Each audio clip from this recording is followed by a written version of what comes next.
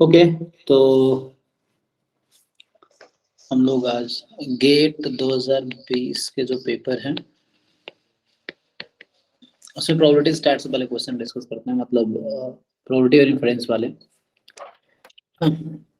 ताकि एग्जाम वाले बच्चे भी थोड़े ना इससे हेल्पफुल हो, थोड़ा हेल्प होगा इसलिए कर रहा हूं। ओके, तो इसमें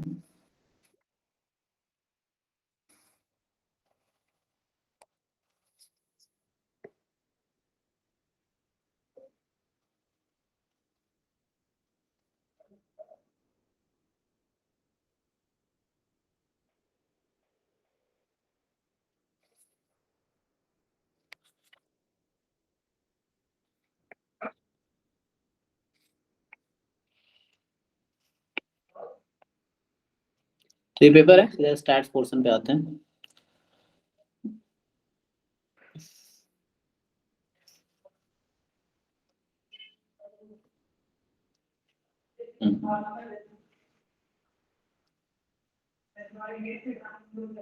तो जैसे यहाँ से स्टार्ट है। सो ये क्वेश्चन क्या कह रहा है कि the moment generating function of a random variable x is given by this. So simple है, आप ये देख के बता पाएंगे कि ये इससे हम क्या पीएमएफ निकाल सकते हैं, है ना? इजी है ना यस ये। सर। तो इजीली आप पीएमएफ निकाल सकते हैं, जस्ट आपको पता है डेफिनेशन समेशन, है ना? पी आई इंटू ई की power T x I, like this. इस तरह से, तो उससे आपको जो कोएफिशिएंट है वो एक्स की वैल्यूज है और जो बाहर नंबर है वो प्रोबेबिलिटी है। तो इसे इजीली पीएमएफ आ जाएगा, पीएमएफ से क्या है ये आप इजीली कर लोगे।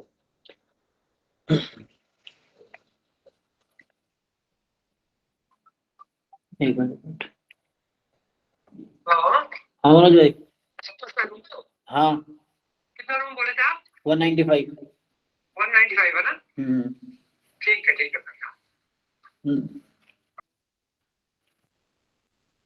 एक मिनट। तो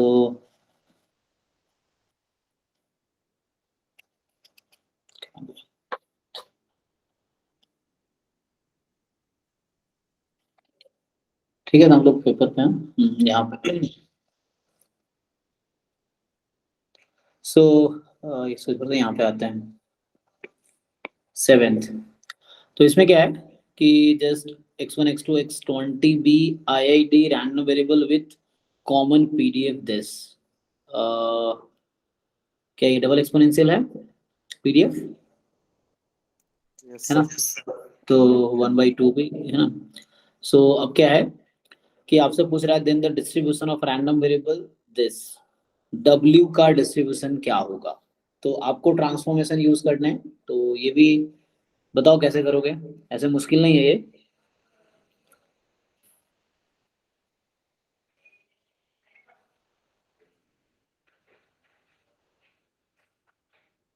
इसको आइडिया है? मीन सर इसका 2 है, तो mean division about mean E mod X I -2 equal to lambda 1 आ रहा है क्या आंसर? नहीं 3 आ रहा है क्या? हमें क्या चाहिए, हमें चाहिए इसका डिग्री डिस्ट्रीब्यूशन क्या है W का। श्री मल्टीवेरिएट का तो नहीं टॉपिक?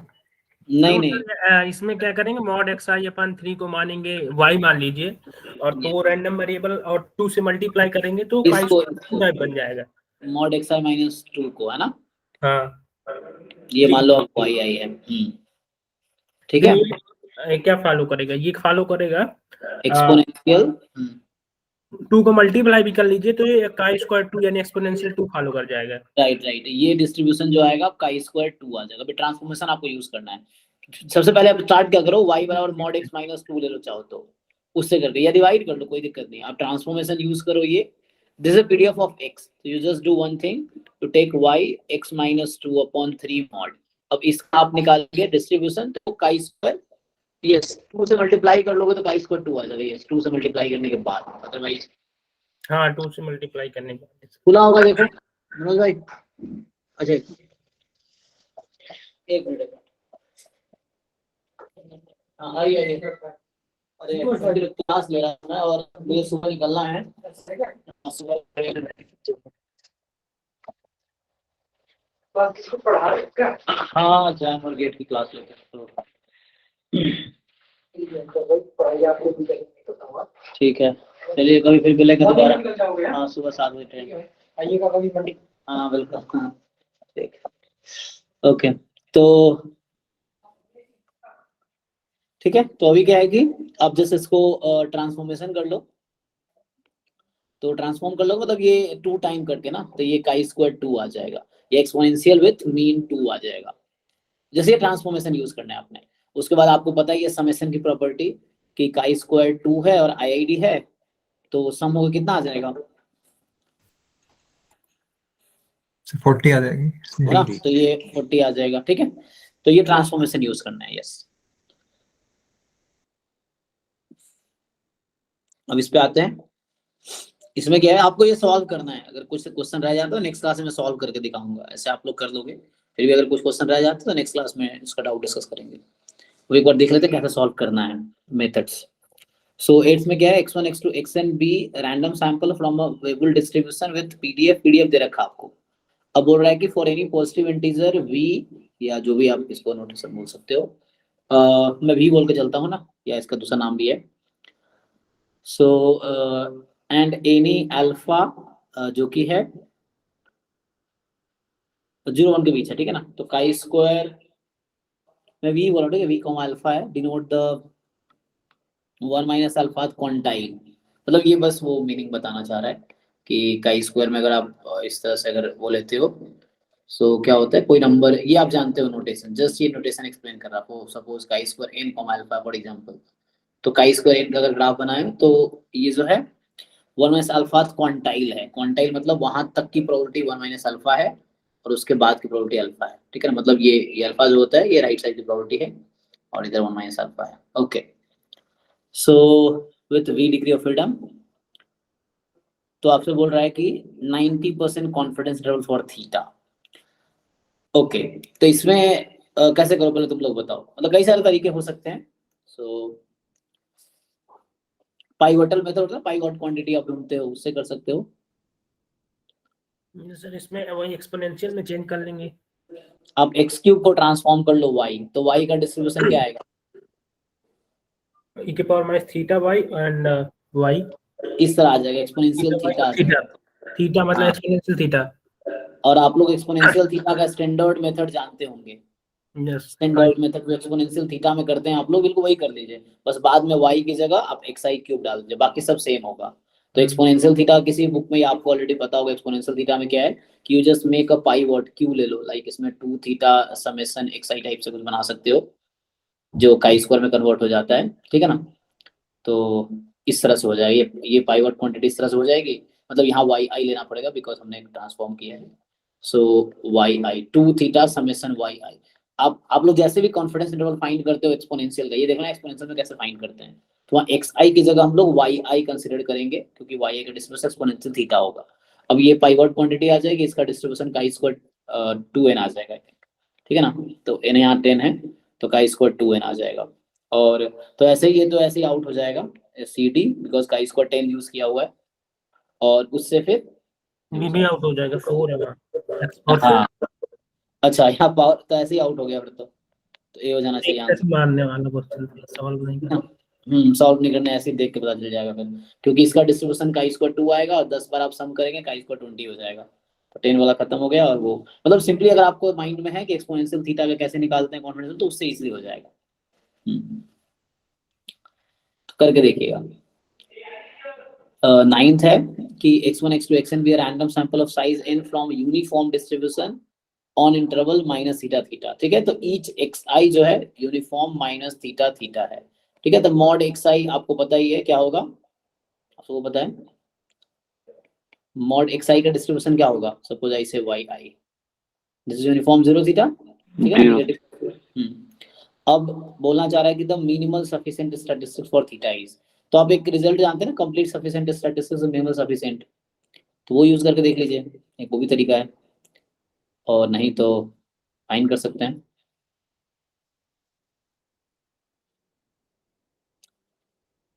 तो कंप्लीट सफिशिएंट क्या आता है एक्सपोनेंशियल माइनस थीटा थीटा में,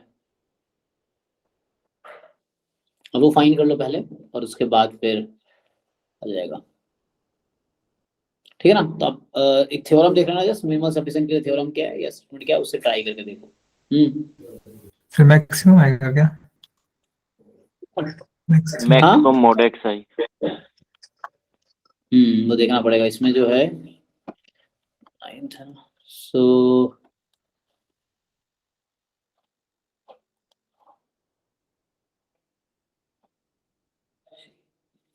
मतलब ये आप जैसे इसका निकालते हो यूनिफॉर्म जीरो थीटा का, तो क्या आता है इन्हें थोड़ा स्टैटिस्टिक्स ना, तो मतलब वाई एन आ जाएगा। वाई एन का मतलब क्या हो गया, वाई एन इज वही जो मैक्सिमम आप कह मॉड। रहे हो मैक्सिमम ऑफ वाई आई, तो जो कि Y I is nothing but maximum of X I's का मॉड है ना, जो भी आई की वैल्यू होगी उस पे आई फ्रॉम 1 to n ये आ जाएगा। तो ये कंप्लीट सफिशिएंट रिजल्ट है, आपको पता होगा या नहीं है तो प्रूफ करके प्रूफ देख लेना आप कि यूनिफॉर्म जीरो थीटा में जो nth ऑर्डर स्टैटिस्टिक है वो कंप्लीट सफिशिएंट दोनों होता है, और एक थ्योरम है कि कंप्लीट सफिशिएंट जो स्टैटिस्टिक है वो मिनिमल सफिशिएंट होता है, तो उससे हो जाएगा। तो ये आई थिंक ये इसी हो जाएगा, आप चेक कर लेना एक बार सॉल्व करके, ठीक। सो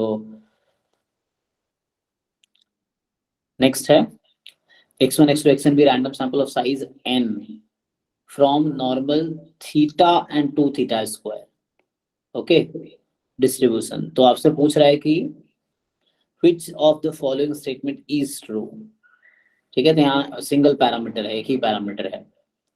सो आपसे बोल रहा है कि 1/n into n plus 2 summation xi square is unique unbiased estimator of theta square that is a function of minimal sufficient statistics, and 1/3n plus 1 this is unbiased estimator of theta square। पहले ये unbiased check करने के लिए आप just mean find कर सकते हो और चाहो तो डायरेक्टली, यहाँ से मुश्किल नहीं होना चाहिए, है ना। और हम लोग मिनिमम सफिशिएंट स्टैटिस्टिक्स तो निकाल सकते हैं ना। सो कंप्लीट सफिशिएंट या तो देख लो, उससे हो जाएगा, है ना। तो अब ये कहना चाह रहा है there exists infinite number of unbiased estimator of theta square which are function of minimal sufficient statistics, ठीक है। और नेक्स्ट बोल रहा है there does not exist any unbiased estimator of theta into theta plus 1 that is a function of minimal sufficient statistics, okay। सो पहले तो आपको minimal sufficient statistics देखना पड़ेगा, और उसके बाद फिर आपको अनबायस्ड एस्टिमेटर ढूंढना है उसके फंक्शन के रूप में, है ना, as a function of minimal sufficient statistics. So first इसको आप जस्ट है ना मिनिमल सफिशिएंट स्टैटिस्टिक्स पहले फाइंड करो आप इसका, इसका वो लिख के पीडीएफ लिख के जैसे भी फाइंड करते हो आप। So first you find minimal sufficient statistics and उसके बाद फिर आप देखो उसके अनबायस्ड एस्टिमेटर है क्या ये, है ना, वो चेक करना पड़ेगा। एंड उसके बाद है ना थीटा स्क्वायर का मिल जाएगा, तो यहाँ थीटा स्क्वायर प्लस थीटा ही तो है ये अलग अलग, तो उससे फिर दिखेगा, ठीक है। तो ट्राई करके देखो इसको कि you first find complete sufficient statistics and then मतलब या मिनिमल सफिशिएंट है, मिनिमल सफिशिएंट फाइंड करो एंड उसके बाद फिर देखो क्या आता है। फिर अनबायस के लिए आपको चेक करना पड़ेगा इसका मीन थीटा स्क्वायर के इक्वल आ रहा है क्या, ठीक है। सो ट्राई करके देखो, डाउट नेक्स्ट क्लास में करेंगे। ऐसे कुछ कुछ लोगों ने आपसे ट्राई किया भी था, मुझे भेजा था डाउट, तो यू सॉल्व इट एंड सी, होता नहीं होता है फिर नेक्स्ट क्लास में पूछो इसको, ठीक है। इसको ट्राई करके देखो।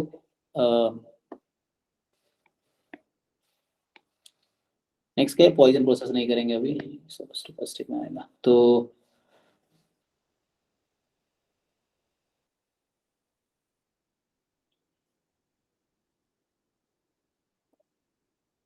फिफ्टीन, तो ये कह रहा है तुमसे कि x1 x2 xn be a random sample of size n from exponential distribution with PDF this, तो यहाँ exponential with mean थीटा है ना। तो अब कह रहा है आपसे कि थीटा की वैल्यू या तो 1 होगी या 2 होगी, तो consider the problem of testing h0 में थीटा 1 है थीटा 2 है based on the sample size जो भी सैंपल है, the which of the following statement is true, likelihood ratio test at level alpha leads to same critical decision as corresponding to most powerful test as the same level। तो ये statement ही है किसका, कौन सा theorem का statement है,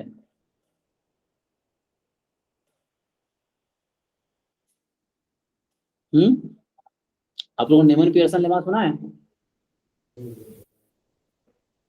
वो यही तो कहता है ना कि likelihood ratio test simple versus simple में यस जो भी सर। लाइक्लीहुड रेशियो टेस्ट से जो भी आपका क्रिटिकल रीजन आएगा that is the most powerful. जो नीमन पियर्सन लेमा है उसका ये स्टेटमेंट ही है, यही स्टेटमेंट है कि लाइक्लीहुड रेशियो टेस्ट से जो भी क्रिटिकल रीजन मिलेगा that is the most powerful for simple versus simple. So ये नीमन पियर्सन लेमा से ये ट्रू हो जाना चाहिए। चेक कर लेते हैं फिर भी आगे क्या बोलना चाह रहा है ये। MSQ तो नहीं है ना ये, इसने बोला just which of the following is true. अच्छा सो एक बार चेक कर लो स्टेटमेंट में कहीं उसने कुछ कोई पॉइंट हटाया तो नहीं है ना। So just check it. उसके बाद नेक्स्ट क्या बोल रहा है कि ठीक है ना, जहां तक मुझे याद आ रहा है नीमन पियर्सन लेमा का यही स्टेटमेंट है कि लाइक्लीहुड रेशियो टेस्ट है ना, सो कुछ मिस नहीं किया। Likelihood ratio test at level alpha leads to the same critical region as the corresponding most powerful test at the same level, same alpha level. ठीक है, यही ट्रू होना चाहिए। देखते हैं आई और बी क्या कह रहे हैं। सो नेक्स्ट है कि बी पॉइंट जो बोल रहा है कि critical region of level alpha, ठीक है, the likelihood ratio test is this is summation xi less than equal to half time chi square 2n 1 minus alpha। so अच्छा हाफ टाइम सब क्रिटिकल निकाल के देखना पड़ेगा।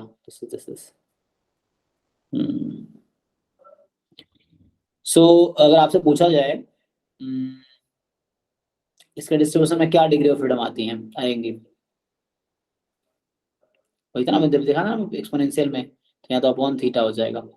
So like 2 upon theta summation xi unifying this will be chi square 2n, ठीक है ना, इस तरह से कुछ होगा। अब आपको चेक करना पड़ेगा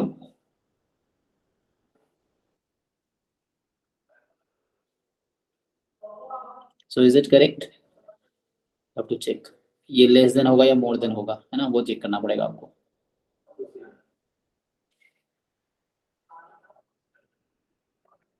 यहाँ होता है 1 माइनस अल्फा है तो लेस देन होगा इस पे। इधर जाओ, ये पे इधर ना 1 माइनस अल्फा इधर है, अल्फा इधर है, ठीक है ना। सो तो मतलब क्रिटिकल रीजन फाइंड करना पड़ेगा आपको। लाइक्लीहुड रेशियो टेस्ट लगा के देखना क्या आता है। सो उससे क्रिटिकल रीजन चेक करो क्या आता है, लेस देन या मोर देन, फिर उसके बाद एग्जैक्टली सेम आता है क्या। तो अल्फा आपको पता है क्या होता है, alpha is the size, size का डेफिनेशन पता है कि rejecting H0 when H0 is true. तो उससे आप चेक करो कि जो क्रिटिकल जो कांस्टेंट आती है, फॉर एग्जांपल आपका xi less than equal to k हो गया फॉर एग्जांपल, तो ये k कैसे निकलेगा, अल्फा यूज करके। ये जो k है ये तो लाइक्लीहुड रेशियो टेस्ट से आपका क्रिटिकल रीजन आ जाएगा, और क्रिटिकल रीजन निकालने के बाद आप अल्फा यूज करोगे, so you will have k in terms of alpha. So आपको चेक करना क्या k इस फॉर्म में आ रहा है एग्जैक्टली, तो अगर एग्जैक्ट फॉर्म भी सही हो जाएगा, अदरवाइज कुछ प्रॉब्लम होगी ना। सो चेक करना पड़ेगा। सैंपल साइज यहाँ पे क्या है, n है ना, सो यूनिट चेक का इसको 2n तो है यहाँ पे, बट चेक करना पड़ेगा क्या यही क्रिटिकल रीजन आता है एग्जैक्टली। तो critical region of level alpha likelihood ratio test is this where this. So आपको चेक करना पड़ेगा लेस देन ही आता है या मोर देन आता है, ठीक है। मे बी ये रॉन्ग होगा क्योंकि ए मुझे सही लग रहा है, चेक करते हैं। सी बोल रहा है कि likelihood ratio test for testing H0 against H1 does not exist. ऐसा नहीं होगा ना, सिंपल वर्सेस सिंपल में एग्जिस्ट करेगा। सो डी है at any fixed alpha the power of likelihood ratio test is lower than the that of the most powerful test. तो ये ए और डी एक दूसरे के अपोजिट है, तो ए सही है तो डी गलत हो जाएगा ना, क्योंकि ये बोल रहा है कि लाइक्लीहुड है ना, this power of the likelihood ratio test is lower than, ऐसा नहीं होगा ना, क्योंकि नीमन पियर्सन ने वहां पहला स्टेटमेंट ए बोलता है, तो ये गलत हो जाएगा। तो मे भी बाकी गलत होंगे, आपको ये वेरीफाई करना पड़ेगा। लाइक्लीहुड रेशियो टेस्ट लगा के क्रिटिकल रीजन निकालना है, फिर आपको उससे अल्फा का डेफिनेशन यूज करके के निकालना है। आप चेक कीजिए सेम आ रहा है क्या, नहीं अगर आ रहा है तो आप नेक्स्ट क्लास में पूछिए अगर प्रॉब्लम हो रहा है तो, ठीक है जी। सो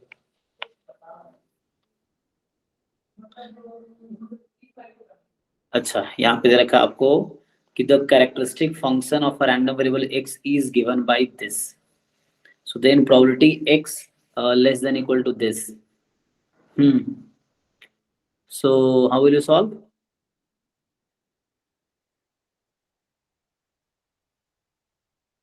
आपको कैरेक्टरिस्टिक फंक्शन दे रखा है और आपसे ये प्रोबेबिलिटी पूछ रहा है, तो कैरेक्टरिस्टिक आपको पता ही है ना, डेफिनेशन तो पता है ना, e की पावर आयोटा tx ना, ये होता है so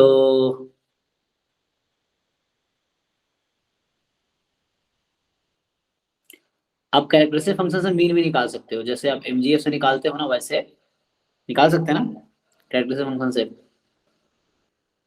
yes sir. Yes sir. हाँ, तो आपको फिर इससे ढूंढना पड़ेगा कि this probability is equal to what.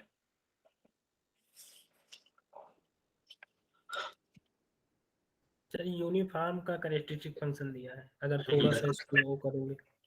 तो इस तब एक तो पहली बात क्या है, जैसे ये एक्चुअली जैम में नहीं है, तो जैम पे इसमें क्वेश्चन नहीं आते, तो आपको क्या करना पड़ेगा, आपको जस्ट स्टैंडर्ड डिस्ट्रीब्यूशन का जैसे आपको एमजीएफ याद होगा वैसे कैरेक्टरिस्टिक फंक्शन याद रखने पड़ेंगे। एंड उसके बाद क्या होगा, देन यू कैन सी कि ये किस डिस्ट्रीब्यूशन का है। मे बी आई थिंक ये जो है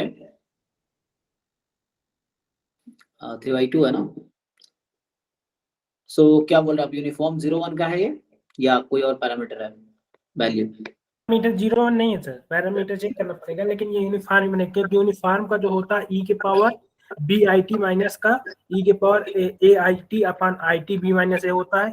थोड़ा सा इसको चेक करेंगे, बना दूंगा 2 से मल्टीप्लाई करके।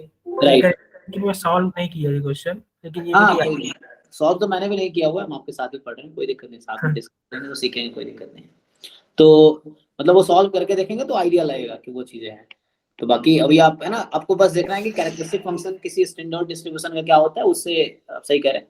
तो उससे अगर अगर ऐसे करेंगे ना तो ये एक्चुअली में इन्वर्जन थ्योरम लगा के पहले इसका डिस्ट्रीब्यूशन या तो पीडीएफ फाइंड करेंगे, इन्वर्जन थ्योरम लगाने में टाइम लगेगा और फिर प्रोबेबिलिटी फाइंड कर पाएंगे, नहीं तो उससे लंबा होगा। हाँ, तो लंबा पड़ जाएगा। तो आप जैसे जो भी एमजीएफ पे ज्यादातर क्वेश्चन आते हैं, या तो डिस्क्रीट में आपने देखा है पहला क्वेश्चन जो आज का था डायरेक्टली पीएमएफ मिल रहा है, कंटिन्यूअस का होगा तो कोई स्टैंडर्ड एमजीएफ होगा या कोई स्टैंडर्ड कैरेक्टरिस्टिक फंक्शन होगा, ये उसी का होगा जिसका नाम सिलेबस में मेंशन किया हुआ है। तो आपको उन सारे स्टैंडर्ड डिस्ट्रीब्यूशन के एमजीएफ याद रखने पड़ेंगे, कैरेक्टरिस्टिक फंक्शन याद रखने पड़ेंगे, फिर उससे आप इजीली देख के डिसाइड कर पाओगे okay this is this distribution, तो इजीली प्रोबेबिलिटी आ जाएगा। सो यू ट्राई इसको देखो किस डिस्ट्रीब्यूशन का ये कैरेक्टरिस्टिक फंक्शन है, तो उसके लिए कैरेक्टरिस्टिक फंक्शन हमें देखना पड़ेगा कि किस डिस्ट्रीब्यूशन का है ये। एंड उसके बाद आपको जैसे वो सजेस्ट कर रहा है यूनिफॉर्म है, थोड़ा सा ट्रांसफॉर्म करना पड़ेगा, you just check and then है ना इसकी प्रोबेबिलिटी निकालो, अदरवाइज विल सी। ठीक है ना। सो आपको बस करना क्या है, एमजीएफ वाले क्वेश्चन में वैसे ही होता है, जब एमजीएफ दे रखा है तो मीन की अगर जरूरत है तो चलो डिफरेंशिएट करके निकाल लोगे, वैसे है। अगर डिस्ट्रीब्यूशन निकालना है तो आपको उसको कंपेयर करना पड़ता है उस डिस्ट्रीब्यूशन के एमजीएफ से, देन आप डिस्ट्रीब्यूशन, क्योंकि यूनिकली डिटरमिन करता है एमजीएफ कैरेक्टरिस्टिक फंक्शन डिस्ट्रीब्यूशन को, तो उससे आपको आइडिया लग जाएगा डिस्ट्रीब्यूशन क्या है, देन आप कर पाएंगे। यस, तो उससे ट्राई करके देखिए, ठीक है।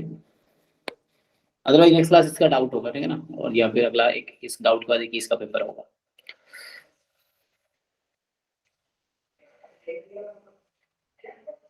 हम्म, 19 क्या कह रहा है कि E F G B mutually independent, ठीक है ना। सो मतलब ई एफ एफ जी एक दूसरे से इंडिपेंडेंट है।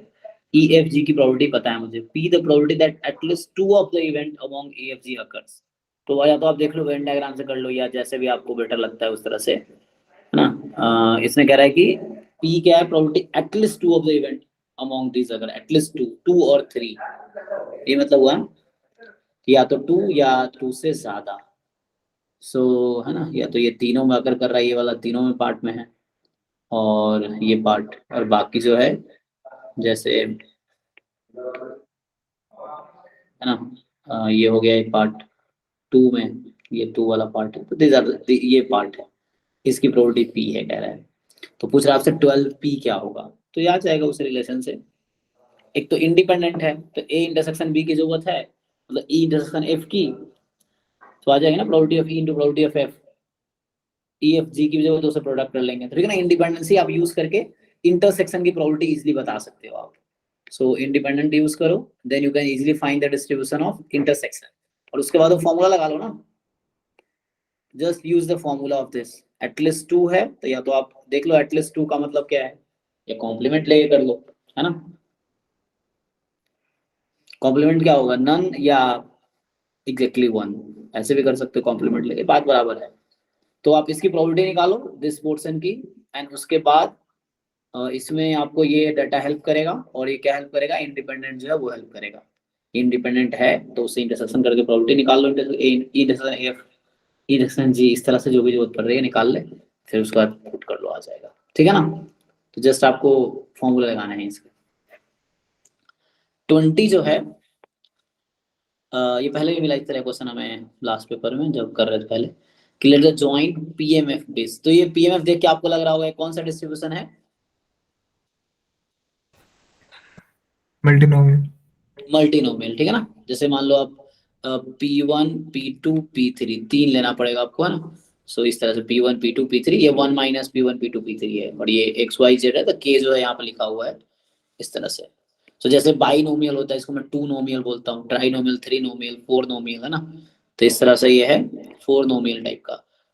समझ रहा हूँ, बाइनोमियल में सिर्फ x होता है, तो मैं उस तरह बोल रहा हूँ। बाइन मतलब K नोमियल में डिफाइन अगर किया होगा तो इस तरह डिफाइन किया होगा। सो K 2 है, तो बाइनोमियल को मैं 2 नोमियल बोलता हूँ इस तरह से। सो ये इस तरह से 4 नोमियल होगा। एनीवे, सो यहाँ पे P1 P2 P3 है। अब देख लो, सो आपको पता है कि मार्जिनल जो होता है, जैसे y का मार्जिनल आपको पता है क्या होगा? क्या होगा y का मार्जिनल डिस्ट्रीब्यूशन? बाइनोमियल। जी, binomial with parameters NPI 10,0.3। 10 comma, अब देख लीजिए यहाँ पे 10,0.3। हाँ 0.3 हो गया। इस तरह से आप बता पाएंगे z का भी। तो ये हो जाएगा बाइनोमियल 10 कॉमा z तीसरा वाला है तो P3 0.4। हाँ, और एक फॉर्मूला होता है यहाँ। क्या पूछ रहा है आपसे? वेरिएंस पूछ रहा है। तो variance y plus variance z plus 2 time covariance ना। कोवेरिएंस का फॉर्मूला आता है डायरेक्टली माइनस का n p i yes, P2 P3 हो गया, है ना यहाँ पे। So minus n PI PJ होता है xi xj के बीच का, तो yz है तो माइनस हो गया, तो पुट कर लेंगे आप, इसलिए निकाल लेंगे, हो जाएगा, ठीक है ना। यहाँ से वेरिएंस आ जाएगा और यहाँ से कोवेरिएंस आ गया, तो दोनों का सम का वेरिएंस आ गया फिर। ओके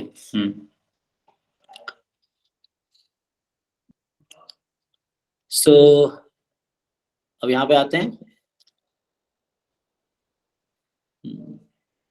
23। ये बोल रहा है कि let x1 x2 xn be a random sample of size n from an exponential distribution with PDF this। Okay,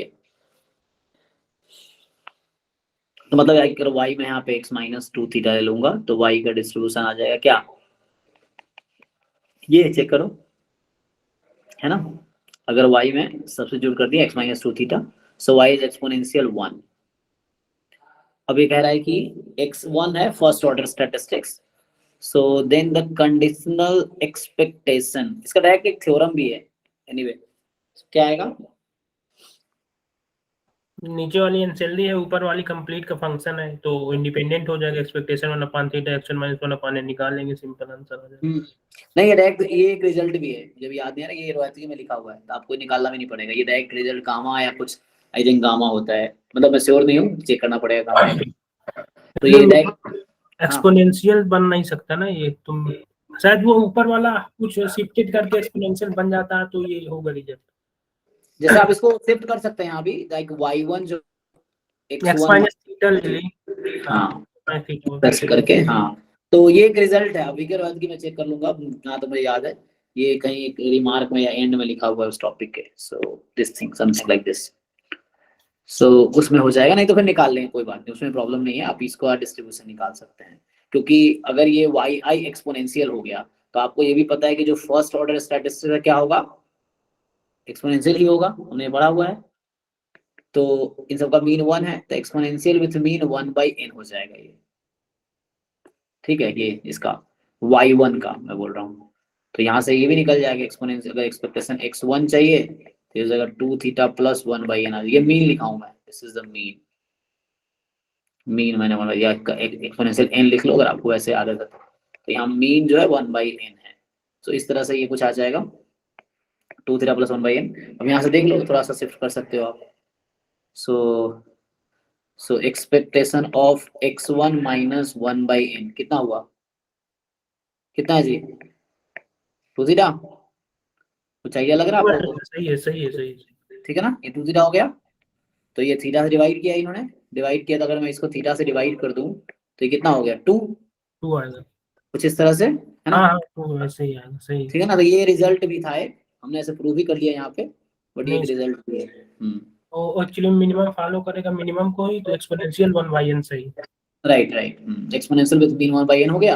हाँ। तो यहाँ सबट्रैक्ट कर लिया, तो ये डायरेक्टली ये मिल गया मुझे, और ये 2 थीटा है, थीटा डिवाइड किया हटाने के लिए 2, और ये इससे इंडिपेंडेंट है तो तो खत्म हो गया। तो इसलिए आंसर इसका 2 आ गया। ओके ओके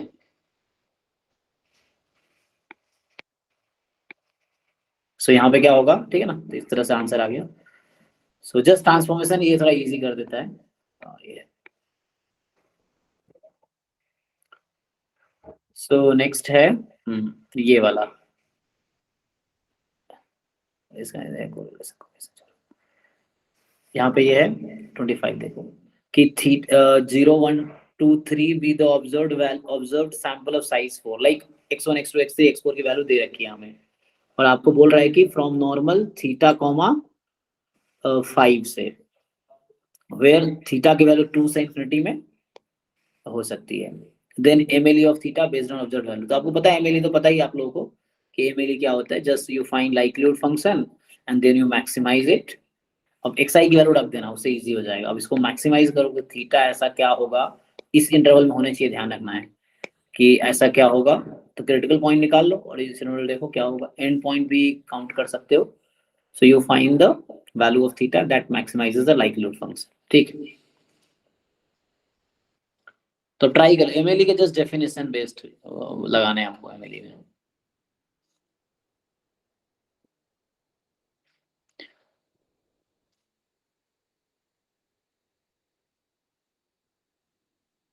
यहाँ क्या बोल रहा है ये 32 कि let the random vector x1 x2 x3 have joint PD of this, so which of the following statement is true? x1 x2 x3 mutually independent है, x1 x2 x3 pairwise independent है, x1 x2 and x3 independently distributed है, या variance of x1 x2। तो आप simply यहाँ पे वो कर सकते हो, मार्जिनल निकाल के चेक कर सकते हो। You just find marginal of x1 then marginal of x2 marginal of x3, और उससे आ जाएगा, डेफिनेशन से आ जाएगा। तो आपको पता है कि इंडिपेंडेंट कब होगा। सो अगर मुझे x1 x2 का ज्वाइंट चाहिए तो मैं x3 के रेस्पेक्ट में इंटीग्रेट कर दूंगा इसको, ठीक है ना। तो आप लोग ज्वाइंट से मार्जिनल निकालना जानते हो, तो you just find the marginal distribution of x1 x2 x3 या fx1 fx2, इस तरह से हो गया। डेफिनेशन यूज करो इंडिपेंडेंसी का, ठीक है। सर सो 0 हाँ से 2 पाई तक ही लेंगे।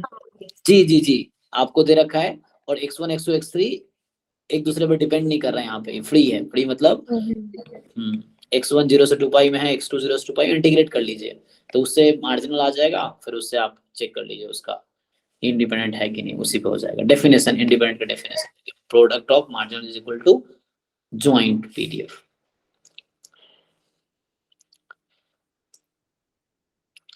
थर्टी फोर आपका कह रहा है कि let x1 x2 xn be random sample of size n from exponential distribution with pdf this। और आप लोग प्लीज लिख के इसको सॉल्व करके देना, फिर ग्रुप में सॉल्यूशन पोस्ट करो, इससे क्या बाकियों का भी हेल्प होगा और आपका भी होगा। आप लिखोगे तो चीजें दिमाग में है ना, रहती हैं ज्यादा दिन तक। सो x1 x2 xn be random sample of size n from exponential, ठीक है, ये कर रहे हैं हम लोग, distribution with pdf this 1 by theta e की power x minus theta over this, है ना। फिर से यहाँ y अपर x माइनस थीटा को ले लो, तो ये y फॉलो करेगा exponential with mean theta.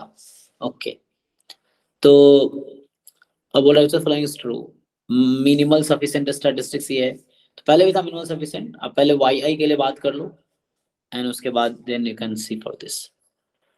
So minimum of xi is minimal sufficient, summation xi is minimal sufficient, any minimal sufficient statistics is complete and minimum of xi and x bar is minimal sufficient statistics। हाँ जी, so how will you do this? पहले आपको minimal sufficient निकालना सीखना पड़ेगा उससे। है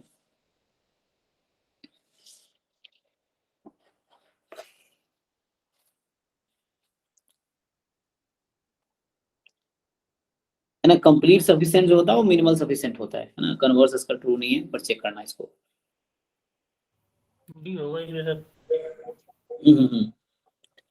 तो how will you calculate tx upon T Y G Y upon G, then अगर हम tx equal to T Y करेंगे तो इंडिपेंडेंट ऑफ थीटा होना चाहिए वो। हाँ राइट। सो नहीं, हाँ ये मैंने- हाँ ये रिजल्ट है, ये राइट। तो एक थ्योरम है ये, उसको आपको देखना पड़ेगा कि जो मिनिमल सफिशिएंसी है निकालने के लिए एक रिजल्ट है, उसको यूज कर सकते हो आप। So that should be free. तो चेक करना पड़ेगा कौन सा आता है ना। हम्म, आपको ये चेक करके मतलब सॉल्व करके देखना पड़ेगा। इस तरह से आ जाएगा मे भी। हाँ सो आपको क्या करना है? ऑप्शन डी हो सकता है शायद। हाँ हाँ, क्योंकि इसमें क्या है कि आपको देखना है मिनिमल सफिशिएंट में वो थ्योरम एक है T X is equal to T Y वाला, उसमें ratio should be free of theta, उस तरह से है। तो वो अप्लाई करके देखो, उससे आइडिया लग जाएगा आपको, है ना। कंप्लीट सफिशिएंट जो होता है मिनिमल सफिशिएंट होता है, कन्वर्स उसका ट्रू नहीं है, तो सी मे नॉट बी ट्रू। बाकी आपको चेक करके देखना पड़ेगा। तो यहाँ पे जो है ना, ये सिंगल अगर सिर्फ एक्सपोनेंशियल थीटा होता तो आपने देखा था कि क्या आया था उस केस में। सर मिनिमल सफिशिएंट यूनिक होता है। हाँ एक्चुअली मिनिमल सफिशिएंट में क्या है, नहीं यूनिक नहीं होता सर। इसमें The minimal function sufficient of minimal sufficient state is also minimal sufficient. Then how it is unique? नहीं, इसमें यूनिक, इसमें थ्योरम ये है कि every sufficient statistic is a function of minimal sufficient, यही ना थ्योरम है। Yes sir. हाँ every sufficient is function of minimal sufficient. हाँ इट में नॉट बी, देखना पड़ेगा। सो अच्छा ये टॉपिक एक्चुअली कवर करने पड़ेंगे ना, क्योंकि जो बच्चे जैम वाले हैं उनको तो जैम चौक सिलेबस कवर के उसमें ये नहीं है, सो ये नहीं है, कैरेक्टरिस्टिक फंक्शन नहीं है ऑलमोस्ट। थ्योरम सही है, every sufficient statics is also minimal sufficient statics. हाँ एवरी सफिशिएंट उल्टा है शायद, every sufficient is minimal sufficient, नहीं उल्टा होगा, चेक कीजिए। नहीं sir, every sufficient statics is minimal sufficient statics शायद, देखना पड़ेगा मुझे। नहीं हाँ उसका कन्वर्स है, minimal sufficient is sufficient obviously. Every sufficient जो है वो फंक्शन है मिनिमल सफिशिएंट का, उसमें देख कर आपको साथ थ्योरम वो चेक करना पड़ेगा आपको। तो जस्ट गो थ्रू, जैसे मान लो क्वेश्चन जब आप सॉल्व कर रहे हो, मैं क्यों टाइम देता हूँ आपको एक दिन का, जैसे मान लो आप सॉल्व कर दो एक बार, जस्ट क्या आप कोई बुक उठाओ या कोई कंटेंट उठा लो, जिसमें एक बार ये टॉपिक जस्ट गो थ्रू हो जाओ, उसमें आपको खुद ही आइडिया लग जाएगा, ओ ये ऐसे होगा। फिर भी नहीं हो रहा दिन हम नेक्स्ट क्लास में डिस्कस करेंगे ये चीजें। और सॉल्यूशन पोस्ट करने का ये भी फायदा है, मान लो तुमने किसी और तरीके से किया, दूसरे बच्चे ने किसी और तरीके से किया, सो आपको क्योंकि देखो आपकी मेहनत ही मतलब वो हेल्प करेगी समझने में आपको। क्योंकि अगर आप मगअप कर लो कोई चीज से, सॉल्यूशन एक कर दिया तो उससे बहुत ज्यादा सफिशिएंट नहीं, क्वेश्चन बदल जाएगा, कॉन्सेप्ट बदल जाएंगे, वो चीज है। तो आपको एक बार जस्ट गो थ्रू हो जाओ इस टॉपिक से कि क्या है, कैसे चेक करेंगे, नहीं हो रहा फिर नेक्स्ट क्लास में डिस्कस करेंगे। और जितने ज्यादा लोग इंटरेक्ट करो उतना फायदा है सबका, है ना, क्योंकि सबके सोचने का अप्रोच अलग अलग है, मेरा भी अलग आपका अलग हो सकता है। तो इस तरह से है। तो आपको करना क्या है, first you go through minimal sufficient, then वो थ्योरम उसमें लगेगा मे बी, है ना, जैसे दो लोगों ने बताया डी होगा, जिस तरह से आपको चेक करना पड़ेगा, वो एक थ्योरम है T X upon T Y वाला। सो वो जस्ट अप्लाई करो और देखो क्या आता है, एक बार चेक करो। ये तो गलत है क्योंकि थ्योरम ये स्टेटमेंट हमेशा ट्रू नहीं होगा।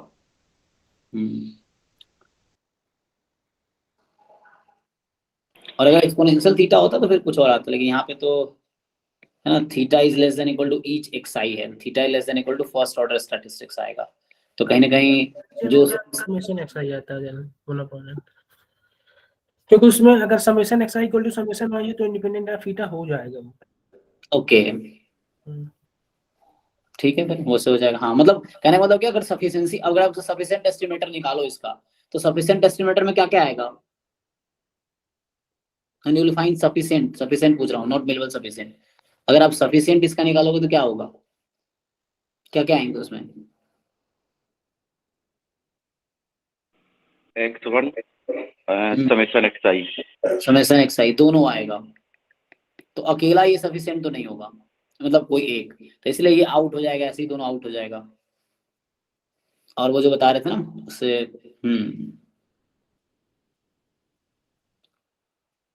सर मिनिमल सफिशिएंट तो सर वो होता है ना कि जो मोस्ट एफिशिएंट सफिशिएंट स्टैटिस्टिक होता है हमारा, तो वो मिनिमल होता है, तो फिर वो यूनिक होना चाहिए ना सर, फिर कि एफिशिएंट मोस्ट एफिशिएंट तो एक ही होगा ना। मोस्ट एफिशिएंट एक ही होगा, और इसका कंफर्मेशन चेक करना पड़ेगा मुझे। So it is unique. Actually क्या है यहाँ पे, वो थ्योरम है, उसमें हो सकता है मोर देन सेटिस्फाई करे। सो उसको एक बार चेक करते हैं। अच्छा तो चेक करता हूँ एक बार कंफर्मेशन क्या ये यूनिक हमेशा होगा, क्योंकि अभी डायरेक्टली कंक्लूड करना थोड़ा मुश्किल होगा। सो चेक,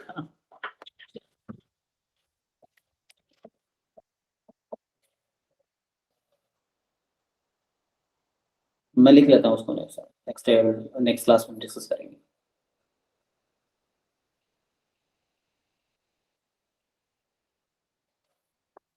ठीक है, ट्राई करके देखना, मे बी इसमें डी ऑप्शन नहीं होगा correct. So alone it can not be minimal sufficient, this alone C का डी ही होगा। इसका प्रूफ तुम ट्राई करके देखना पहले, हालांकि पवन ने बता ही दिया है, यू जस्ट डू इट। इसको अंदर पढ़ के आओ तो नेक्स्ट क्लास में डिस्कस करते हैं। ठीक है, इसको करके आना तो नेक्स्ट क्लास में डिस्कस करते हैं। और इस पे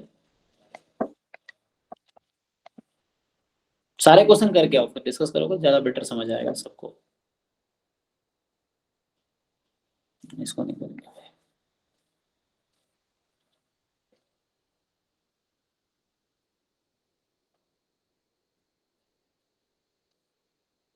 अच्छा, ये कंपोजिट का है ना, चेक करते हैं 40। ये क्या कह रहा है कि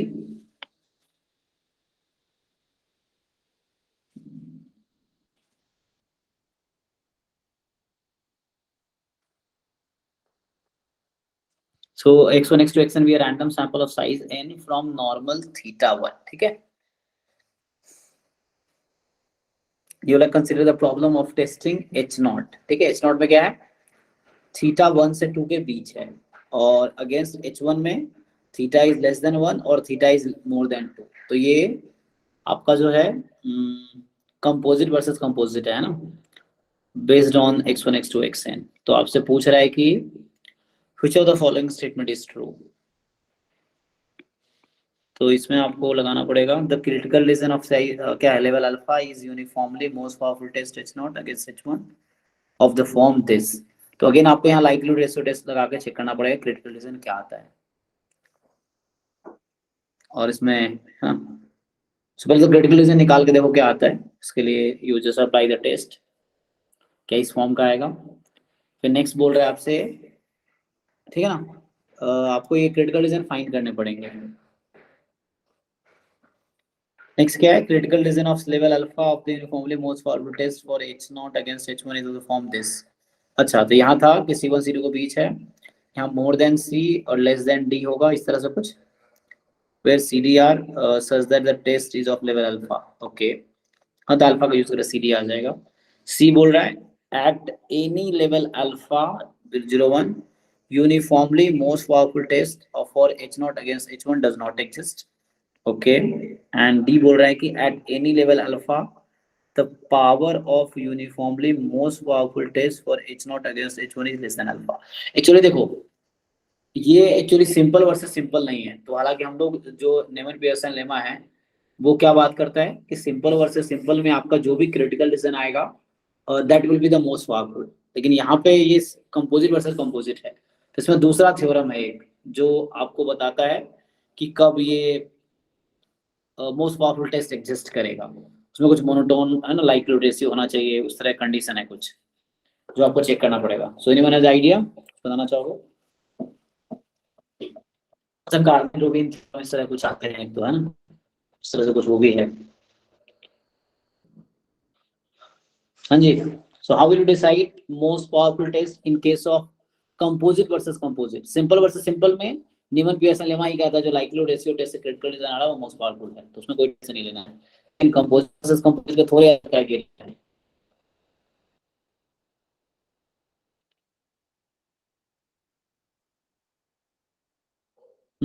सो हाउ विल यू डू?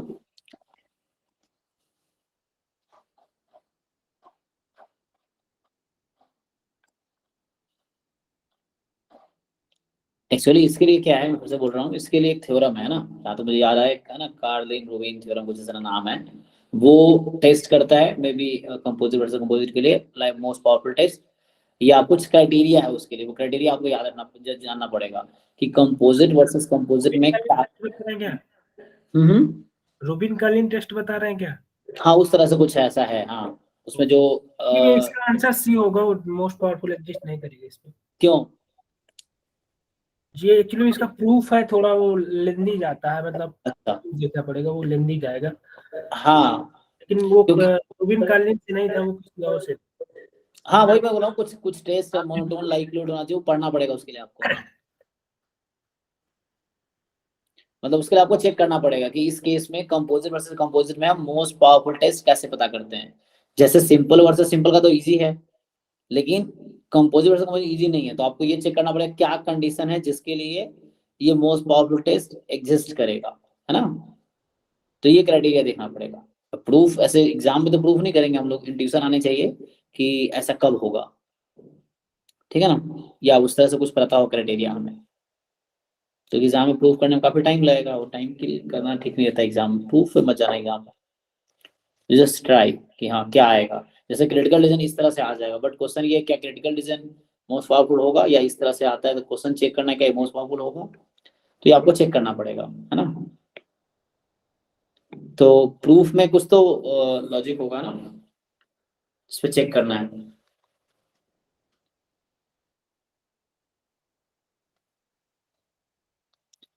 ठीक है ना, यहाँ पे क्या आपको देखना है, you just go through this uniformly most powerful test composite versus composite में कैसे अप्लाई होगा, ये देखना है आपको। तो उसको पढ़ के आओ, फिर देखते हैं इसको। प्रूफ तो मैं ज्यादा प्रूफ पे फोकस नहीं करता, बट अगर जरूरत पड़ेगी तो वी कैन सी इट, ठीक है, ये चीज है। पहले तो क्रिटिकल डिसीजन निकालने की कोशिश करना, वो तुम्हें पता होगा कैसे निकालते हैं, लाइक्लीहुड रेशियो टेस्ट में जो भी होता है ना, L and not h1 less than equal to के, इस तरह से चेक करो क्या आता है। इसमें सुप्रीमम लगा होता है ऐसे, यहाँ पे तो ये मैक्सिमम है, उस तरह से है, उसको अप्लाई करके देखो आप। सो वो है, बट क्वेश्चन यहाँ पे मेन ये, हर ऑप्शन में ये वर्ड यूज हुआ है क्या, uniformly most, not just critical decision, है ना, सब में ये वर्ड है। तो आपको ये भी इंश्योर करना पड़ेगा कि जो क्रिटिकल डिसीजन है क्या वो मोस्ट पावरफुल है, तो आपको ये जानना पड़ेगा क्या क्राइटेरिया है उसके लिए, तो उस प्रूफ या जो भी क्राइटेरिया उसको फुलफिल करना चाहिए, ठीक है। तो you just go through this, पहले तो कंपोजिट वर्सेस कंपोजिट में कैसे निकालते हैं क्रिटिकल डिसीजन, वो आप फाइंड करके देखो। उसके बाद फिर ये इंश्योर करो कि यूनिफॉर्मली मोस्ट पावरफुल टेस्ट कब एग्जिस्ट करेगा, तो उससे होगा, ठीक है। सो अगर प्रूफ की जरूरत पड़ेगी we can see next class, no problem, बस you go through it first.